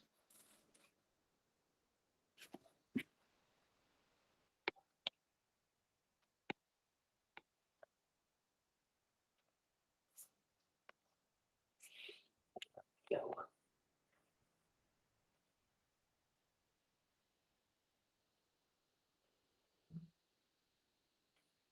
Okay अब ये है 43 ना, क्या कह रहा है, x y be random random vector such that for any y more than 0 the conditional density of x given y आपको दे रखा है ना। So like it is something x given y is क्या, एक्सपोनेंशियल विद वाई, ऐसा बोल सकते हैं, मतलब mean why, sorry mean 1/i हो जाएगा, मतलब लैम्डा की जगह वाई है, इज इट, और मार्जिनल पीडीएफ आपको वाई का दे रखा है दिस। सो पूछ रहा है कि expectation of y given x, okay so how will you find, ये तो इजी है, जस्ट कैलकुलेशन है इसमें, बताओ। सर एक्स का मार्जिनल निकाल लेंगे, सर एक्स है, दोनों को मल्टीप्लाई कर देंगे पहले, तो यहाँ से जॉइंट आप आ जाएगा। यहाँ से जॉइंट आ जाएगा, है ना, यस और ये यस वाई सर, पता है मुझे, तो जॉइंट आ गया, जॉइंट से एक्स का मार्जिनल आ जाएगा, वहां से फिर ये आ जाएगा, ठीक है, डेफिनेशन बेस्ड। सो कंडीशनल से y का मुझे पीडीएफ पता है, तो इसको यूज करके आप पहले जॉइंट निकाल लो, जॉइंट से x का मार्जिन निकाल लो, x का मार्जिन आने के बाद ये क्वांटिटी आ जाएगी, y गिवन x आ जाएगा, फिर y गिवन x एक्सपेक्टेशन आ जाएगा, ठीक है। तो ये जस्ट कैलकुलेशन है यहाँ पे। 44 कह रहा है कि x y be random vector with joint mgf this, है ना, e raise power 2s square, इनको ब्रेक कर सकते हो, e की power 2s square into e की पावर t, जहां st दोनों रियल नंबर है। सो e की पावर 2s स्क्वायर किसका mgf हो सकता है, नॉर्मल नॉर्मल का न्यूटन plus half sigma square t square, 1/4 नहीं 0 प्लस, सर फिर इसमें वेरिएंस 0 आ जा रहा है। हाँ अच्छा, नहीं वेरिएंस 0 नहीं आएगा, मीन 0 आ जा रहा है, मीन 0 आएगा, वेरिएंस आएगा t square upon half sigma square t, so sigma square equal to 2, then variance तो 4 आ रहा है ना, 4 आ जाएगा ना, पहला e की पावर 2s स्क्वायर x को ले लेते हैं, x का mgf e की पावर 2s स्क्वायर है, और e की पावर t किसका होगा? ई की पावर टी एक्चुअली में वो मतलब थोड़ा सा डिस्क्रीट टाइप में जाएगा, एक्स इक्वल टू 1 की सारी प्रॉपर्टी अपनी वो करेगा, मतलब डिजेनरेट टाइप कह रहे हैं आप? नेट टाइप में जाएगा। जैसे रोहित भी यही सोच रहा है, अगर आप सेकंड वाले में e की पावर t में नॉर्मल लगाओ तो आपको ऐसे दिख जाएगा वेरिएंस जीरो है। वेरिएंस जीरो किसका Yes. होता है? तो डिजेनरेट का, ठीक है ना? तो Degenerate उससे भी का, सोच सकते हो yes. आप, यस, तो उससे भी सोच सकते हो। तो एक अगर नॉर्मल है, दूसरा डिजेनरेट है, ओके। इस पे डिस्ट्रीब्यूशन वैसे फाइंड करने की जरूरत नहीं, मीन वेरिएंस निकाल के उसको स्टैंडर्ड में बदल दो। ओके ओके, देखते हैं। हाँ, तो अभी जैसे हम ऐसे सोच रहे थे, ठीक है, आगे देखते हैं। So phi denotes the distribution function of standard normal random variable. तो पी आपके पास ये है, फाई दे रखा है, ओके। तो डायरेक्टली आप कर सकते हैं कि x प्लस 2y का मीन निकाल लो, है ना, और उसको डिवाइड कर दो उसके स्टैंडर्ड डेविएशन से। सो वो भी आप निकाल सकते हैं वेरिएंस निकालने के बाद, एंड ठीक है ना, हो जाएगा ये। सो एक्चुअली क्या होता है, degenerate is independent to every distribution, तो यहाँ कोवेरिएंस टर्म जीरो हो जाएगी, क्योंकि ये रिजल्ट है ना कि डिजेनरेट रैंडम वेरिएबल इंडिपेंडेंट होता है हर रैंडम वेरिएबल से। यस। तो इसीलिए ये यहाँ पे कोवेरिएंस टर्म जीरो हो जाएगा, तो आप इसलिए मीन और वेरिएंस निकाल के वो 5 में कन्वर्ट कर लो तो हो जाएगा, ठीक है। फिर ये 46 है अब, तो ये नहीं करेंगे अभी 46। सो ये आपको कह रहा है कि xy have xy be a random vector with joint PMF, आपको दे रखा है x choose y 1/4 is to power x, okay, जहां y की वैल्यू x तक है और x फ्री है। तो आपसे पूछ रहा है कि वेरिएंस ऑफ y, जिसको ब्रेक कर सकते हो क्या कुछ ऐसा, एक का पीडीएफ फॉर एग्जांपल इस तरह से, या आप ऐसा करो एफ वाई इस तरह प्रोसेस करो, can you write like this, so check something और लाइक दिस और लाइक दिस, इसे बोल रहा हूँ।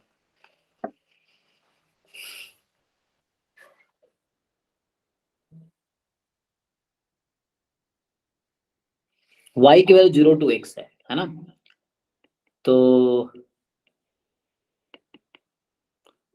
so what I think y is binomial x comma 1/4, check, can we write like this, y given x I mean,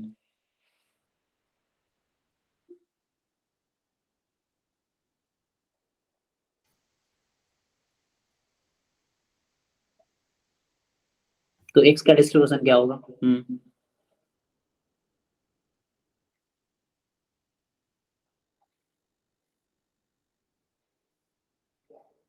तो आपसे क्या पूछा है, वेरिएंस ऑफ y, तो वेरिएंस ऑफ y क्या होता है, e ऑफ मतलब फॉर्मूला जो होगा हमारे पास होगा e of variance of y given Yes. Variance of e of y given x, तो इस तरह से, एंड इनटू, तो यहाँ 1 हो गया, इनटू 1 हो गया, इसका मतलब है टोटल मास 1 है उस पे, कोई नहीं।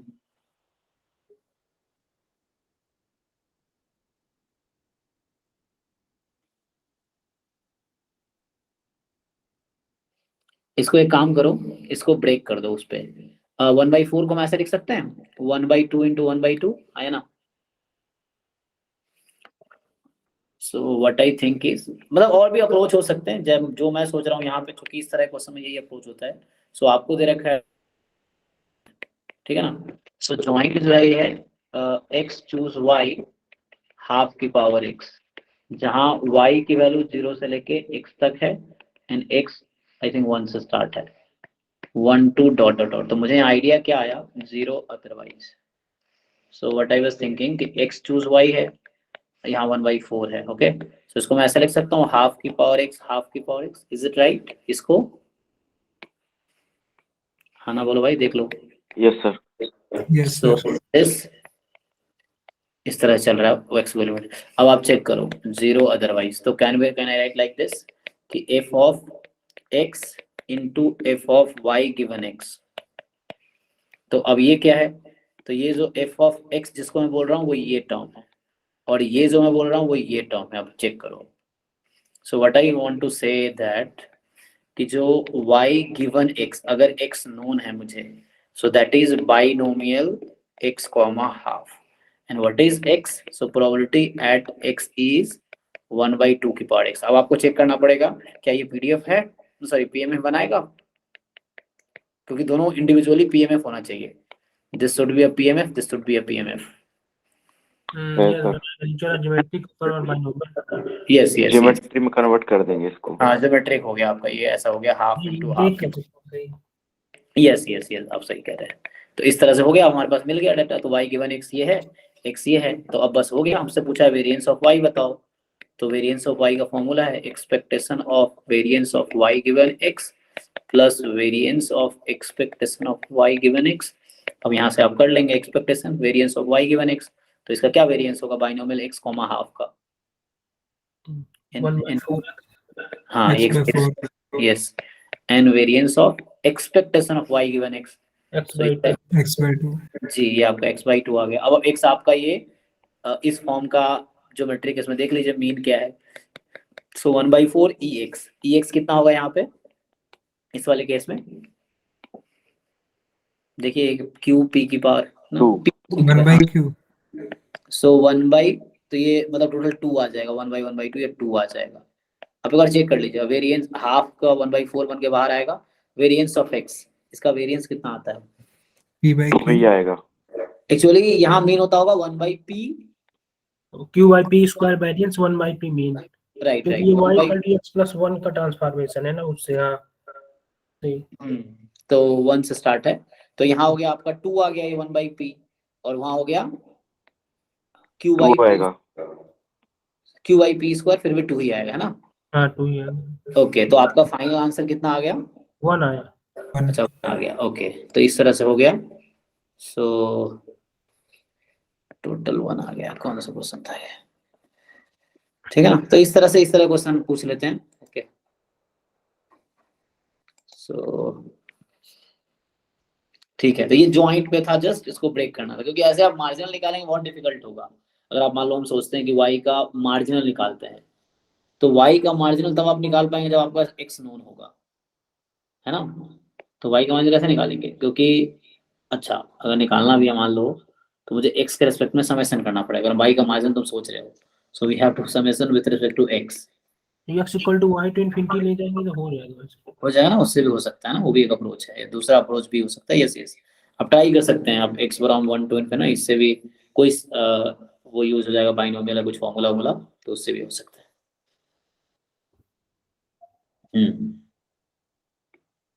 तो उससे भी आप ट्राई कर सकते हैं, मार्जिन निकाल के y का, फिर उससे भी ट्राई कर सकते हैं।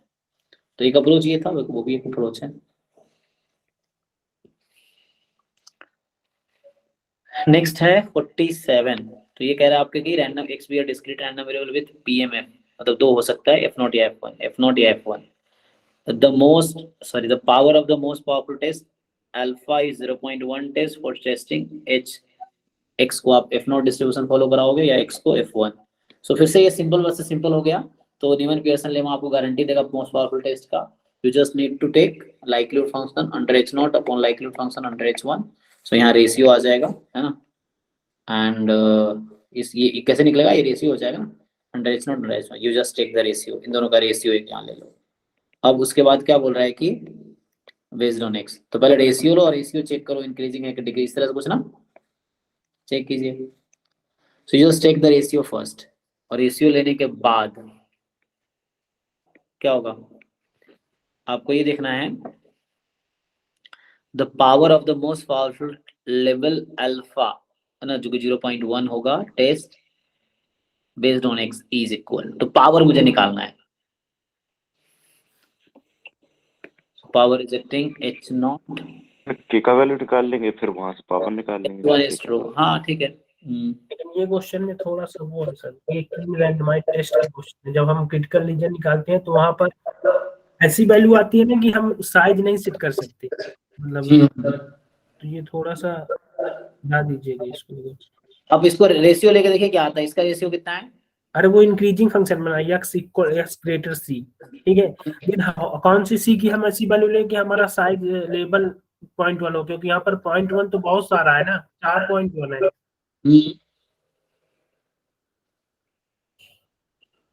लेकिन पावर में तुम अल्टरनेटिव यूज करते हो ना। नहीं अल्फा इक्वल टू 0.1, तो हम सी की कौन सी ऐसी वैल्यू चूज करें कि 0.1 आ जाए ना। एग्जैक्टली तो आप यहाँ पे रेशियो लेके पता चल जाएगा ना आपको कि कौन सी वैल्यू ज्यादा दे रही है अंडर H1। हाँ सो रेशियो लो पहले, क्या आता है इंक्रीजिंग नहीं है, यहाँ पे प्रॉब्लम आएगी शायद। यहाँ कितना आता है? अच्छा रेशियो लेंगे तो ये भी इससे तो बड़ा ही होगा, सारा इंक्रीजिंग जाएगा। हम्म, एक मिनट ये देखो ये 2 आएगा जैसे, जहाँ तक लग रहा मुझे ये 2 यहाँ, आएगा, नहीं 2/10 आएगा, फिर नहीं 6/10। मतलब 10/5, 10/6, 10/8, समझ रहे हो? तो डिनोमिनेटर बढ़ रहा है तो वैल्यू घट रही है, डिक्रीजिंग हो रही है अभी। ये रेशियो F0 अपन F1 कर रहा हूँ मैं। 10/9 और इसको कैंसिल करोगे तुम 6 से काट दो तो 10/12, यही ना?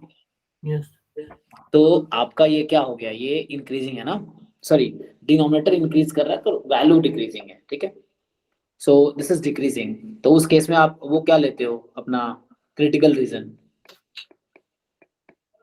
x less then k।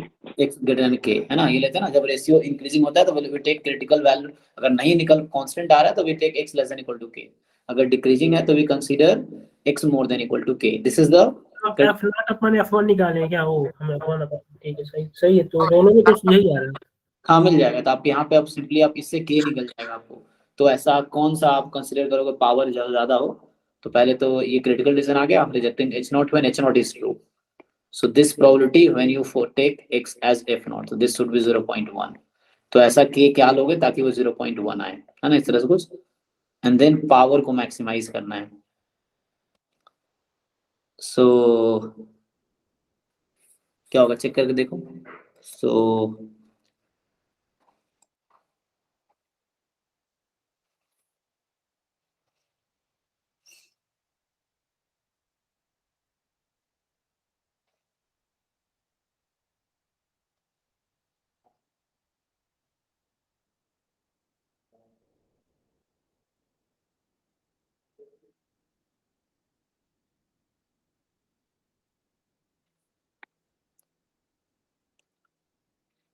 Try करो, ये रेशियो है ना जो डिक्रीजिंग है, so will take this.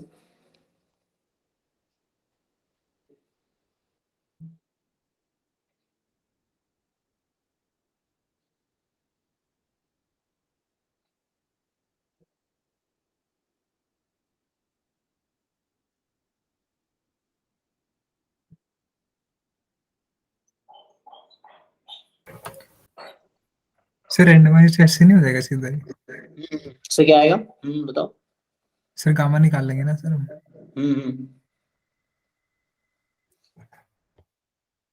So what is तो गामा आंसर?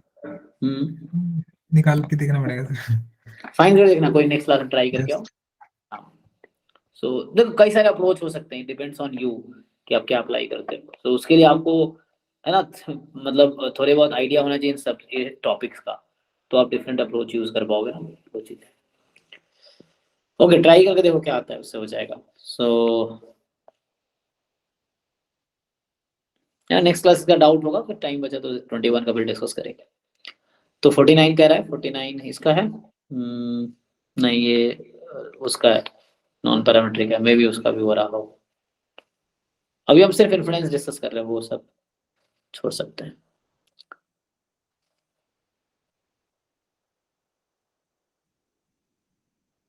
ये सब छोड़ो अभी। हाँ दिस यू कैन ट्राई 52 ना, ये वाला जो है कि random vector x why have joint PDF this. आपको दे रखा है 0 जब x लेस देन 0 या y लेस देन 0 है, और 1 माइनस e की पावर माइनस एक्स अपॉन 4 जब x दिस है ना, इस तरह से है। ये जॉइंट सीडीएफ है।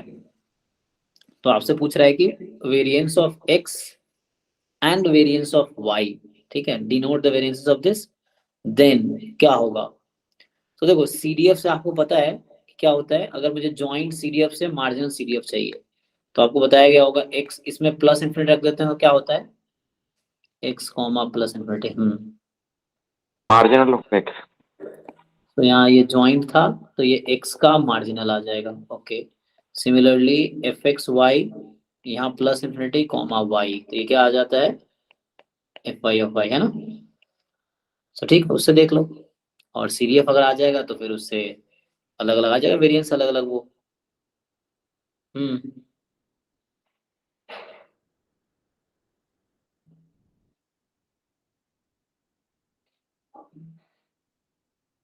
बताओ, व्हेन x इज इंफिनिटी, जब y टेंड्स टू इंफिनिटी है तो क्या हो रहा है, ये किसके इक्वल है, जब y टेंड्स टू इंफिनिटी है तो, अरे y टेंड्स टू इंफिनिटी कहाँ है मेरे भाई, यहाँ है ना। तो इसमें क्या है, इसमें y है, दिख रहा है कहीं तुम्हें, नहीं रखना ना। तो ये हो गया 1 माइनस ई की पावर माइनस एक्स। तो ये किसका सीरीएफ होता है, मतलब x का डिस्ट्रीब्यूशन क्या हुआ, ये देख के क्या लगा, एक्सपोनेंशियल एक्सपोनेंशियल 1। ठीक है ना। एक्सपोनेंशियल। तो ये आपका एक्सपोनेंशियल है, इजी है ना। ये हो जाएगा क्वेश्चन, ये टफ नहीं। हाँ है ना, बहुत इजी। x को इन्फिनिटी, x इन्फिनिटी का यहाँ पे है ना, तो x को इन्फिनिटी रख दो, इसमें क्या होगा, you put x is equal to infinity, यहाँ रखना है ना x को, इसमें नहीं रखा क्योंकि y था ही नहीं, तो रखना ही नहीं पड़ा मुझे।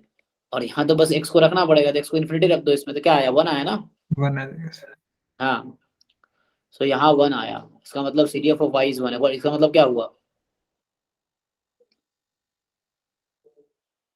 इसमें 1/4 भी आएगा ना। उधर देखना पड़ेगा। हाँ अच्छा, यहाँ भी तो है, यस। सो डिफरेंट रीजन में डिफरेंट आ रहा। जो 1/4 और मतलब ये एक्चुअली में डिस्क्रीट बन जाएगा और वो कॉन्टिन्यूअस बन जाएगा। हाँ, यहाँ क्या है, 1 है कब, जब y more than equal to 1 है, और ये कब है, यहाँ भी तो है। y बर्नौली है और x शायद एक्सपोनेंशियल है। ओके ओके, हाँ। तो यहाँ से जब y की वैल्यू आपका 0 से 1 के बीच है तो आपका 1/4 है, और 0 है जब y आपका लेस देन 0, तो ये आ गया y का सीरीएफ। ठीक है, बस ये आपने डेफिनेशन यूज किया तो उससे आपको ये y का सीरीएफ मिल गया। अब y पे जंप कहाँ है, 0 पे जंप है 1/4 का, है ना। सो 0 पे जंप है 1/4 का, और 1 पे जंप है 3/4 का। ठीक है, तो ये डिस्क्रीट हो गया जो आप कह रहे हैं, यस। तो इससे आ गया। अब यहाँ से मतलब ये बर्नौली हो गई, यस। तो बर्नौली हो गया, अब निकल जाएगा ना, वेरिएंस ऑफ y वेरिएंस हो जाएगा, आप कर लोगे, क्योंकि आपको बस ये आइडियल चाहिए था कि x और y का डिस्ट्रीब्यूशन क्या है। डिस्ट्रीब्यूशन दिख गया मुझे कि x एक्सपोनेंशियल है, y बर्नौली है, तो हो गया। 53 कह रहा है कि x n be a sequence of IID random variable with ex1 0 ex1 square 1, मतलब वेरिएंस 1, ex1 4 3। ओके, तो आपसे पूछ रहा है कि फर्दर जो yn है, this is this x1 square plus x2 square up to ना xn square upon n। So the probability है, उसकी लिमिट लगी, limit infinity probability yn plus root yn minus 1 upon this is less than equal to is 5c, where 5 not the cumulative the series of normal, then c square is what। Okay, तो पहले आपको normal में convert करना पड़ेगा इसको, right. तो ठीक है ना। हाँ, यस सर, सीएलटी लगा देंगे इधर। सेंटीमीटर में लगा दो, हो जाएगा, उससे आ जाएगा, फिर आपको वहां से मिल जाएगा। अब 54 में जो है, let the random variable x1 x2 x3 have joined pdf this. Okay, तो यहाँ आप ये डिपेंड कर रहा है, और ठीक है। तो आपसे पूछ रहा है कि the variance of random variable x1 plus x3 equals, क्या काम कर सकते हो तुम इसमें, बताओ क्या करोगे तुम लोग।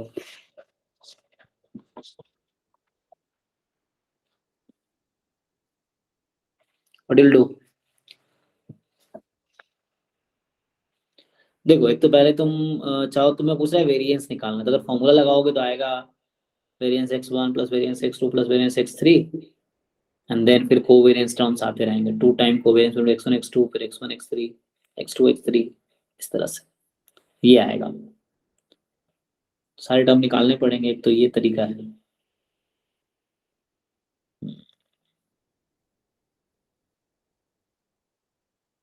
अगर ऐसे करोगे तो थोड़ा लेंदी हो जाएगा।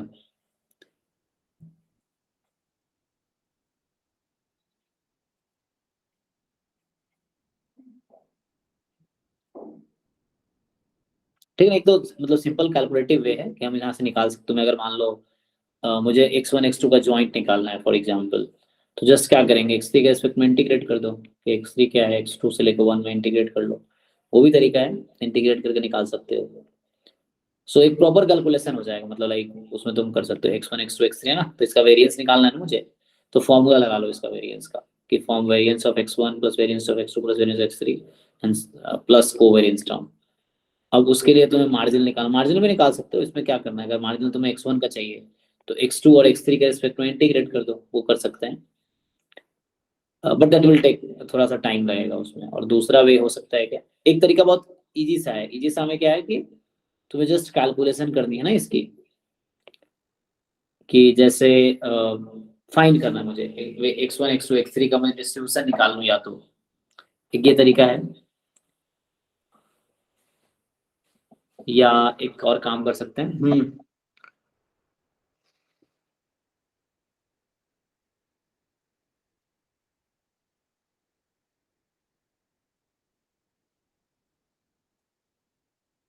तो दूसरा अप्रोच बताओ, कुछ आइडिया है अगर तुम्हें तो। Second approach. सर एक चीज ये बताइए कि जैसे ये कुछ आर्डर स्टैटिस्टिक का लिखा है, मतलब x1 से बड़ा है, x2 से बड़ा है, आर्डर स्टैटिस्टिक पे n फैक्टोरियल f(x1) ये वाली ये बन जाएगा 3/2 x³ x² ले लें pdf तो बन जाएगा ये। बट ये बताइए सर कि जैसे मान लीजिए कि अगर हम 3/2 x² इसका f(x1) मान लेते हैं तो ये pdf तो आ जाता है ऑर्डर स्टैटिस्टिक्स में, n आर्डर स्टैटिस्टिक का जॉइंट। लेकिन अगर ये इंडिपेंडेंट है तीनों, तो तीनों को मल्टीप्लाई उसके भी इक्वल होना चाहिए ना, ये पीडीएफ के इक्वल। लेकिन इंडिपेंडेंट है ना, तो ऑर्डर स्टैट्स का जॉइंट पीडीएफ जो फॉर्मूला होता है तुम कह रहे हो, है ना, तुम ये भी फॉर्मूला तुम देख सकते हो बाकी लोग, कि ऑर्डर स्टैटिस्टिक्स का जो जॉइंट पीडीएफ का फॉर्मूला होता है, तो उसमें थोड़ा सा वो होता है, एक मिनट, कितने 3 है ना, सो 3 फैक्टोरियल कितना होता है 6, तो 81 को 6 इंटू क्या लिख सकते हैं 3 के पावर 4 होता है एक्चुअली में, तो 3 27 इंटू 3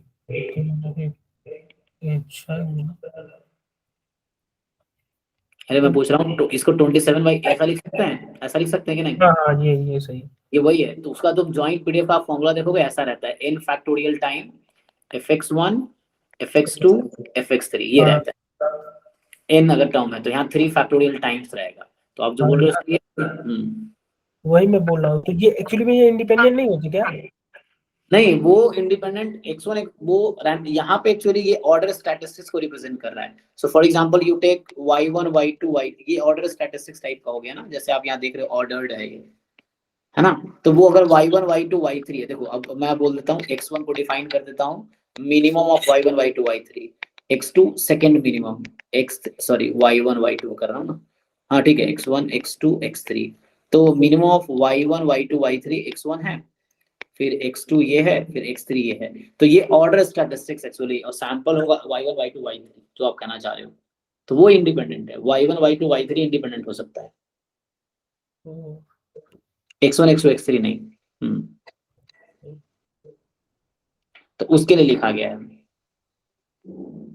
तो कोई प्रॉब्लम, आप y1 y2 y3 का डिस्ट्रीब्यूशन निकाल सकते हो। एंड ये क्या है आपका, यही तो है कि जैसे मैं अगर इसको ठीक से लिखूं तो क्या है ये, first order statistics plus second order statistics plus third order, यही तो है, तीनों ले लिया ना, तो सेम बात है किसी भी सिचुएशन में। तो यहाँ से आप जो बोले ठीक है वो भी सही है। अब y1 का डिस्ट्रीब्यूशन कितना आएगा, ये आएगा 3/2 x², मतलब y1 स्क्वायर, y1 का पीडीएफ, y2 का पीडीएफ यही आएगा, y3 का पीडीएफ यही आएगा, तो IID हो जाएगा वो, मतलब y1 y2 y3 are IID with PDF 3/2 y²। अब इसको यूज करके आप निकालो ज्वाइंट पीडीएफ ऑर्डर स्टैटिस्टिक्स का, तो ये मिलेगा आपको, जहां पे y1 की वैल्यू -1 से 1 में होगी, चेक करो, ये इसको इंटीग्रेट करके देखो, -1 से 1 में दे रहा है ये 1,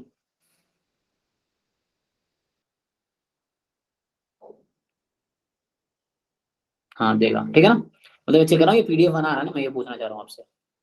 आ रहा है सो अब ऐसा हो गया कि मेरे पास ओरिजिनल सैंपल है y1 y2 y3, तो उसका जो मिनिमम है उसका नाम x1 रखा, सेकंड मिनिमम का नाम x2 रखा, थर्ड मिनिमम का नाम मतलब मैक्सिमम जो हो गया वो x3 है। अब ये जो है ये जॉइंट पीडीएफ का फॉर्मूला होता है। आप जब ऑर्डर स्टैटिस्टिक्स में जाकर देखेंगे विकराजगी में है कि जैसे एक तो आप लोग फॉर्मूला जानते हैं आरएथ ऑर्डर स्टैटिस्टिक्स के पीडीएफ का, आप जानते हैं ना, जैसे उस तरीके से आप लोग जानते हैं कि एफ ऑफ एक्स आर, ये आरएथ ऑर्डर स्टैट्स का पीडीएफ क्या होता है, उस तरह से आप ये भी देख सकते हैं आरएथ ऑर्डर स्टैट्स और एसएथ ऑर्डर स्टैट्स का जॉइंट पीडीएफ क्या होता है। उसी तरीके से सारे होते हैं, first order stats, second order stats, nth order stats का पीडीएफ क्या है, तो वहाँ n फैक्टोरियल टाइम आपको वो मिलेगा जब आईआईटी है या इंडिपेंडेंट एटलिस्ट है जो ओरिजिनल सैंपल शुरू वाला, तो n फैक्टोरियल टाइम सबका प्रोडक्ट मिलेगा fx1 fx2 fx3 like this. ये विकराजगी में आप चेक कर सकते हो। तो उसके बेसिस पे ठीक है, अगर उस बेसिस पे हम कंटिन्यू करते हैं यहाँ पे, तो मैं ओरिजिनल सैंपल y1 y3 ले रहा हूँ, तो ये वही तो हो गया। और यहाँ से क्या आएगा, इसका वेरिएंस निकाल के देखो आप लोग, इस 3/2 y1 स्क्वायर का वेरिएंस कितना आएगा, मैं ये पूछना चाह रहा हूँ।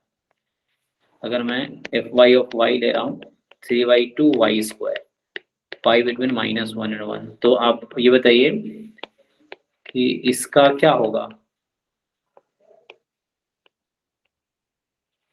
वेरिएंस।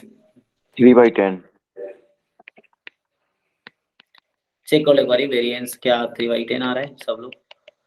मीन पहले निकालो, एक्स स्क्वायर से निकालो। मीन तो 0 हो जाएगा, इवन ऑड केस हो जाएगा जहाँ पे। ओके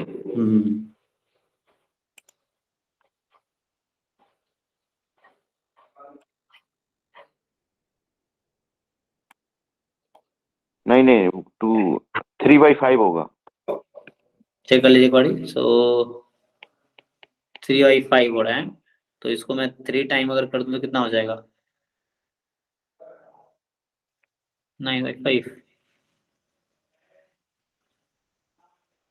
चेक करो एक बार चेक कर लो ठीक से कि y का वेरिएंस कितना आएगा इससे। मतलब आपने जैसे कहा y तो 0 हो गया, कितना आया 9/5 ही 9/5। तो ये देखो अब जो हमें बोला था x1 plus x2 plus x3 का 9/5 नहीं आया, वो आया 3/5, वेरिएंस आया 3/5, टोटल आंसर 9/5। अच्छा ठीक है। हाँ तो यहाँ से जो हम कर रहे हैं ये क्या वही नहीं है जो हम अगर ऐसा लिखते हैं इसको y1 plus y2 plus y3, वही यही तो रीऑर्डर्ड है ना यहाँ पे, उसी को आपने रीऑर्डर किया है। सो ये 3 टाइम 3/5, तो ये 9/5 कितना आता है 1.8। सो ये हो गया, उससे कर सकते हैं, एक ये अप्रोच है। तो यहाँ हमने जॉइंट पीडीएफ यूज किया है ऑर्डर स्टेटस का, और ओरिजिनल सैंपल मैंने y1 y2 y3 कंसीडर किया है। तो x1 plus x2 plus x3 ये ऑर्डर स्टैटिस्टिक्स कंसीडर किया मैंने एक्साइज को, और उससे फिर एक ही अप्रोच है। और भी तरीके हो सकते हैं, ठीक है, ये एक अप्रोच है, आप बाकी आप ट्राई कीजिए।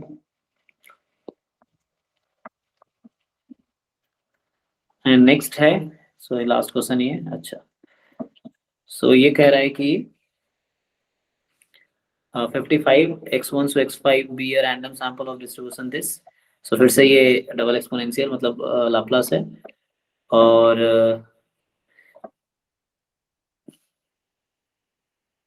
h0 में थीटा 0 है, h1 में थीटा लेस देन 0 है। Summation yi from 1 to 5 be the sin test. अच्छा ये नॉन पैरामीट्रिक है ना? नहीं ये तो इन्फरेंस का ये हाँ। ठीक है, तो यहाँ दे रखा आपको ये। ओके ठीक है। तो yi की वैल्यू कितनी है 1 है जब xi मोर देन 0 है, और 0 है जब ये अदरवाइज है, ठीक है। तो आपसे पूछ रहा है कि the size of the test which reject h0 if and only if this, तो ये क्रिटिकल रीजन आपको दे रखा है, ठीक। सो बोला साइज क्या होगा, तो ठीक है फॉर्मूला लगा लो, probability of summation yi from 1 to 5 less than equal to critical region rejecting h0 when क्या होगा पता ही आप लोगों को, h0 is true जी, थीटा इज 0। अब तो करना मुश्किल थोड़ी, अब तो इजी हो गया ना। तो हमें ये निकालना है प्रोबेबिलिटी जब थीटा 0 है, तो इसमें थीटा को 0 रख दो, तो क्या हो जाएगा हाफ e की पावर माइनस मॉड x, ये होगा ना, और थीटा को 0 रख दो। अब यहाँ पे क्या है कंडीशन कि summation yi less than equal to 2 कब होगा, 5 है, 5 में सम 2 से कम कब होगा? तो ये 5 सम है ना, 2 या 2 से कम। नहीं, समेशन वाई आई को अगर बाइनोमियल फॉलो करा दें प्रोबेबिलिटी एक्स आई ग्रेटर 0 पी मान के, यस, तो यहाँ से पहले आप ये बताइए x मोर देन 0 कितना आ जाएगा, ये चेक कर लो। 0 to infinity e की पावर माइनस स्मॉल एक्स और e की पावर माइनस एक्स आएगा, e की पावर इनफिनिटी e की पावर 0 से इन्फिनिटी कर देंगे, यस यस। 1/2 आएगा। सो एक बार ये चेक कर लो, 1/2 आ रहा है, तो ये कुछ ऐसा हो गया। तो वाई आई आप बोल सकते हैं कि बर्नौली हो गया विथ p 1/2। चेक एक बार ये प्रोबेबिलिटी चेक कर लो, y more then x more than 0 का। तो सिंपली बर्नौली हो गया, तो वाई आई आपका बाइनोमियल हो गया। ठीक है, फिर तो और आसान हो गया ना। समेशन वाई आई का नाम आप कुछ और रख दो, मान लो w रख दिया। So probability w less than equal to 2, बस इतना ही काफी है, जहां पे w इज बाइनोमियल 5 का 1/2। जी बाइनोमियल 5,1/2। तब तो इजी हो गया, आप पढ़ लेंगे। तो बस कर लो कैलकुलेट इसको कि w का डिस्ट्रीब्यूशन है बाइनोमियल 5, या वैसे है ना, आप देख सकते हो उससे फिर वही होता 5c2 करता मैं, या फिर 5c1, बात वैसे लंबा होता। ठीक है, मतलब और भी तरीके से आप सोच सकते हो जो भी इसमें। ठीक है, सिंपल कि वाई आई यहाँ पे बर्नौली टाइप का दिख गया, ये प्रोबेबिलिटी इसकी जो भी होगी ये y/1 होने की है सक्सेस की। सो वाई आई बर्नौली है, समेशन वाई आई बाइनोमियल है, एंड इसकी प्रोबेबिलिटी निकालें जब थीटा 0 है। सो थीटा 0 यहाँ रख दिया हमने, तो प्रोबेबिलिटी निकाली x मोर देन 0 का इसका, एंड देन हो गया। ठीक है, तो आप इसको सॉल्व कीजिए एक बारी, और नेक्स्ट क्लास में अच्छा आंसर किया अटैच था इसमें, तो अटैच था इसमें। तो इसको डाउट नेक्स्ट क्लास में डिस्कस करके फिर एक इसका पेपर करेंगे डिस्कस। तो आपका अभी के लिए होमवर्क ये है आप सबको कि आप ये 2020 वाला पेपर एक बार लिख के देखिए, एक एक क्वेश्चन जो स्पेशली प्रोबेबिलिटी एंड इन्फ्रेंस का है, और उसके बाद फिर हम डाउट डिस्कस करते हैं। ठीक है, क्योंकि यही वीडियो एग्जाम वालों के साथ में शेयर करता हूँ, क्योंकि वो बच्चे भी देखते हैं, तो इसलिए अभी हम प्रोबेबिलिटी इन्फ्रेंस कर रहे हैं। ठीक है, अभी चलो आज इतना ही रखते हैं। तो आप लोग नेक्स्ट क्लास फिर परसों होगी, आज क्या है डेवलप में होती है, तो उसके बाद देखेंगे फिर 21-22 का ही बचा ना, वो करके फिर एक बार एग्जाम वाला करके फिर बाकी पोर्शन करेंगे। ठीक है, आप लोग ये ट्राई कीजिए, फिर नेक्स्ट क्लास में मिलते हैं। ठीक है जी, हाँ बोलो भाई। Yes sir. ठीक है, चलो Okay, thank you, sir. Good night sir. Good night, thank you.